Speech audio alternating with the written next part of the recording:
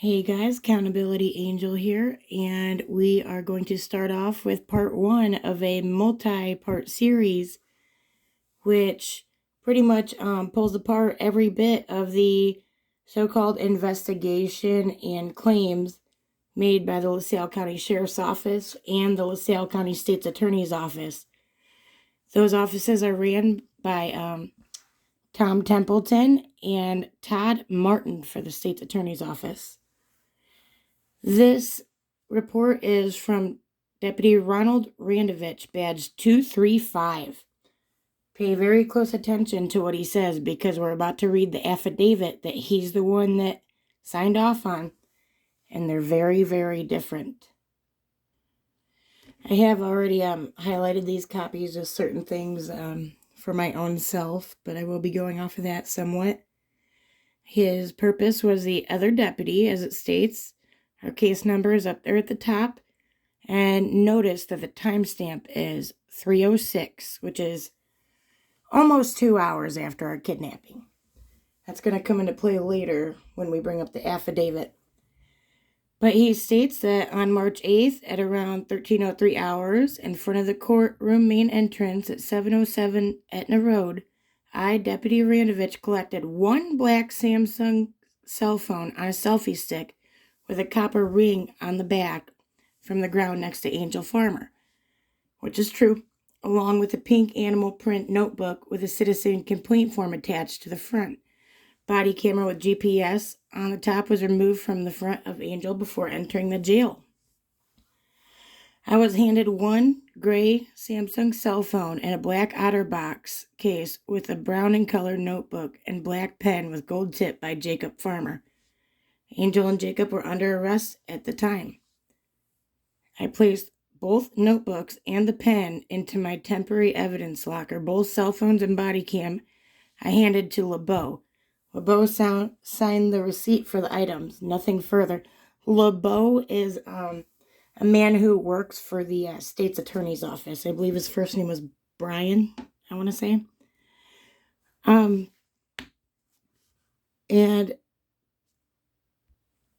if you see, they do mention Jacob's pen, but I have a certain blue pen, which I have a match to, so I'm going to be able to bring the exact freaking looking pen to them and show them.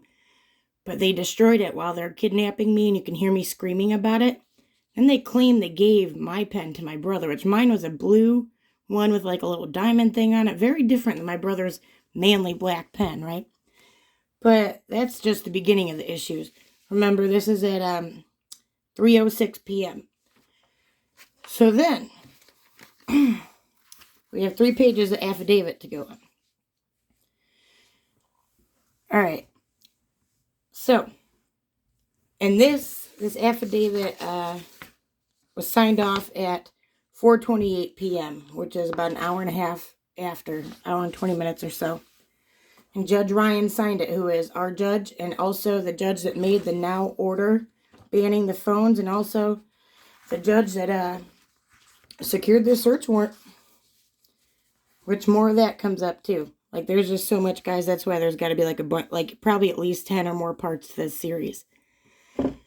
But okay, so back up. Just in case anybody forgot to remember everything this guy said in this statement. Screenshot it, read it, do not forget, okay? Don't forget. All right, guys.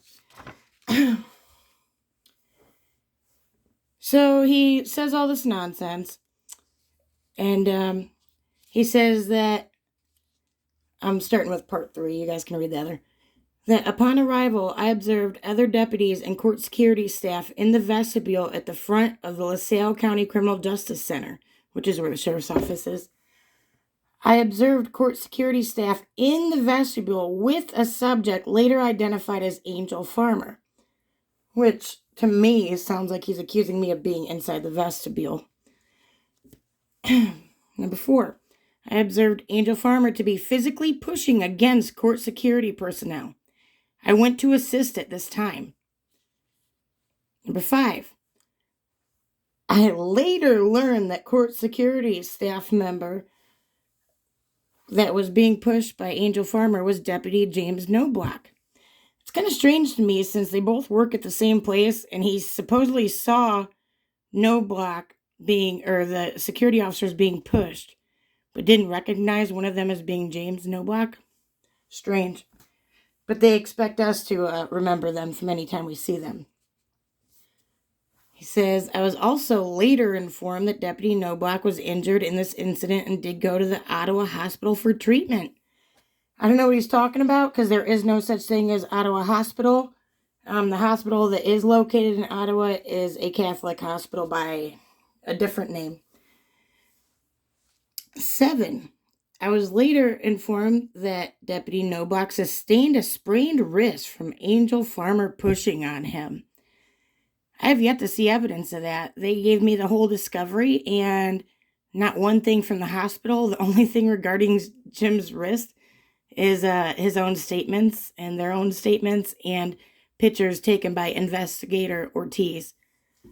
So that's strange. I don't know why they wouldn't send me x-rays, anything, something the nurse has said, anything. I don't know. I don't even know if he really went to the hospital. I can't believe it because they didn't even name the correct hospital. But anyway, number 8, that I subsequently spoke with Deputy James Knobloch. Deputy Knobloch stated that Jacob Farmer and Angel Farmer approached the front entrance door. Deputy Knobloch stated that Lou Riva told the two that they could not enter the courthouse with their cell phones. Number 9, Deputy Knobloch stated that Jacob Farmer then gave his phone to Angel Farmer and that Jacob Farmer was permitted entry to the building. Angel Farmer remained outside and was pounding on the door. Probably because you guys would not give me any services. But I was actually being very kind, saying please and sir and stuff. But just wait. You'll see what they accuse me of later. That's for a different part of this series because we got a lot going on, guys, like for real. And sorry this thing keeps moving. I'm trying to hide out upstairs where it's quiet and get this done. But, gosh. All right, 10. Deputy Knobloch stated that at this time, a person who had official business and needed to gain authorized entry to the building was at the front door. Deputy Knobloch stated that at this time, the individual is permitted entry to the building. How did he know that he had official business? And filing a complaint is not official business? The person he's talking about in 10 here is a man by the name of Jason. And he was the guy that I was speaking to that was outside the door too, getting refused services for a little bit of time. All right, then we got... Hold on. Told you guys, there's a lot. This is just one little spit of it. But number 11, Deputy Knobloch stated that just after entry was permitted for the other individual, that Angel Farmer attempted to wedge her way through the door before the door closed. Deputy Knobloch stated that Angel Farmer was ordered to step back from the area multiple times. Jim didn't say anything about me not coming in. What he initially said was, "Do you need to come in, sir?" to the guy. And the guy goes in, and then Jim's saying twice, "Come on in." He didn't say to who. And why would he not allow me in there? Is it because I'm a female? Is it because what? Because they did not have a judge's order. And they also, that was about almost 10 minutes in, they weren't giving me any services. And Jim has now had a history of harassing me while I'm trying to turn in complaints and not doing his job. Number 12. Deputy Knobloch stated that Angel Farmer used her hip to physically and forcefully push against the left side of his body. Deputy Knobloch stood his ground and had his arm blocking the door. As a result of Angel Farmer forcefully pushing against Deputy Knobloch, Knobloch sustained an injury. 13. Knobloch was treated at the, again, Ottawa Hospital and sustained a sprained wrist. Still, like I said, no evidence of that. No evidence he's even been to the hospital. I'd like to see where they said it was something to do with me. I don't know how I could physically do that. Also, you can see that he's literally pushing me after he brought his body to mine and touched, like we touched. So, very weird. Okay, hold on. Got lost. Deputy Noblock stated that once Angel Farmer became physical with him, that Jacob quickly approached the struggle from his left side.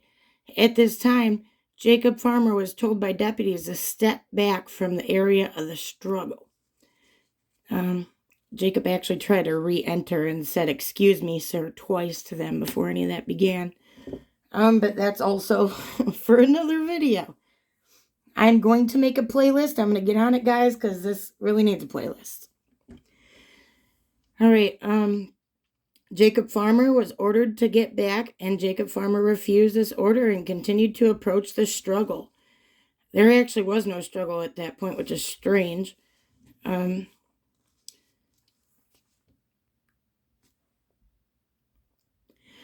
Sorry, guys, I'm full of anxiety tonight and lost my place. But, anyway, Jacob then got into the face of Deputy Noblock and refused the order to step back while the sheriff's deputies were engaged with Angel Farmer. The sheriff's deputies actually pretty much forgot about me and were focusing on him. So I don't understand what struggle they're talking about because they brought their own struggle, but whatever.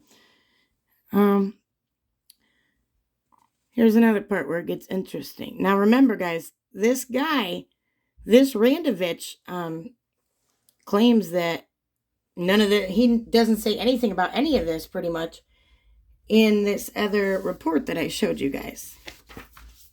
And this thing. So, at the time of this incident, Angel Farmer had a cell phone on a selfie stick and was also wearing a body cam. Angel was known to be recording this incident. Partway through the contact with security staff, Angel verbally said out loud that she was going live. That's true.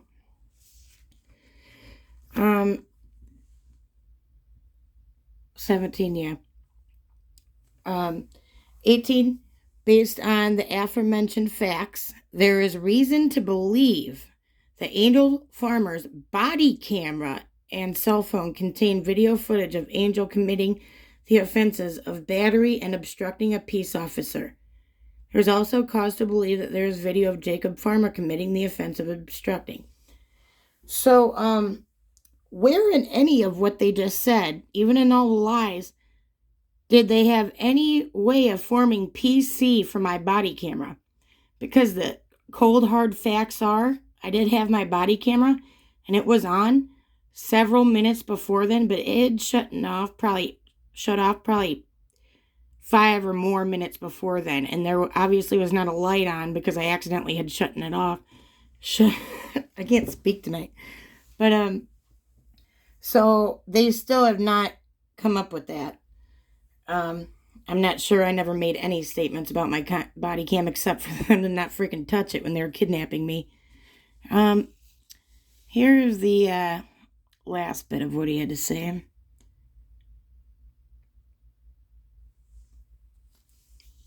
All right. And also, 21, the Deputy Randovich collected a gray cell phone and a black OtterBox case from the person of Jacob Farmer. 22, the Angel Farmer also made physical contact with Deputy Kurt Pastrick on March 2nd, 2021, and was also videotaping that incident. It was timed at 4:28 p.m. There's Randovich, 2:35, his signature, and then it's Chief Judge Ryan's signature.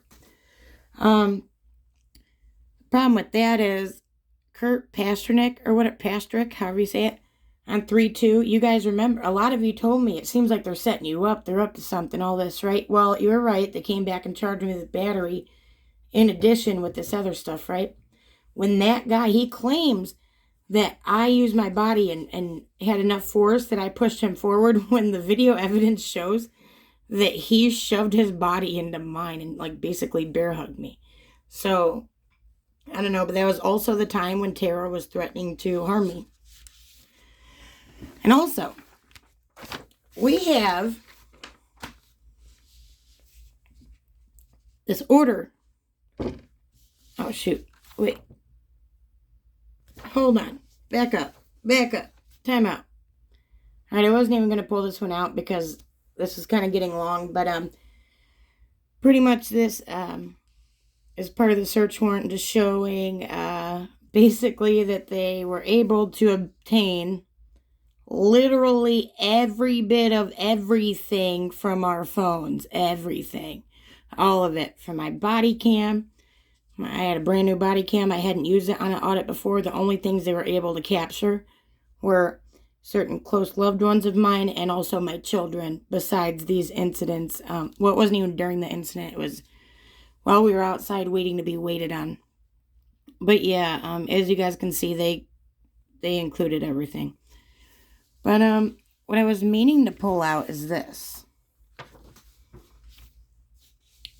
All right, I'm going to show you guys. Don't mind my little pencil and stuff. That was just me trying to make notes for myself for later. But it says, this cause coming on to be heard on the people's request for an order sealing the search warrant file and the court being fully advised of the premise. It is hereby ordered that the circuit clerk shall maintain the search warrant, return, and inventory and all supporting documents in a sealed file until further order of the court unless good cause is shown. This order shall not be construed to relieve the people of its responsibility to disclose these documents as required by the Supreme Court discovery rules or limit the people's disclosure of the document as it deems appropriate. And keep in mind, guys, they gave me papers, they gave me his phone. I got everything of my brother's, every number he could ever want, any of his stuff. If I wanted to rob him blind, I could. And they made that happen, which is, obviously I'm not going to, but, it's just crazy. But I want you guys to notice something. Look at the bottom. Judge Ryan signed it again, right? But there's nothing with my case number at all or my name on this. So what are they sealing? Because this little weird whatever up in the top, I don't know what that is, but it was on like other papers as well.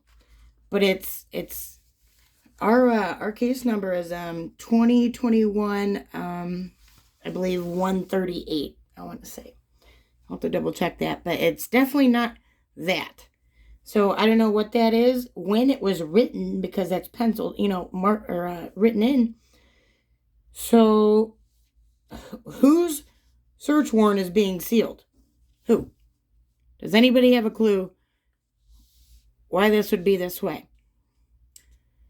So yeah, again, guys, this Randovich swore to all sorts of stuff that Jim claimed had happened when Randovich was supposed to be right there. Well, most of it. Some of it was before Randovich supposedly showed up. Which that gets really sticky later, guys. I'm kind of excited. Like tonight I'm nervous and just anxious overall. But oh my God, these people are nuts. They are absolutely nuts. Not one of them agree. They can't even agree who arrived with each other and who walked outside, who arrested, anything. None of it. Literally none of it. But yeah, remember, this is what Randovich said. This is all he said. All of it. That is it. Nothing further, as he states. But yet they have 3 pages of an affidavit where he's just stating what Jim says or what, because he supposedly was right there for some of it, but he's continuing to lie. And according to this, the search warrant, they had PC to get my body cam. I have yet to find PC. None. All right, guys. Well, we got like 10 or more, probably 15 other parts to this series. I know it's drawn out, but there's a lot to go over. Okay, bye.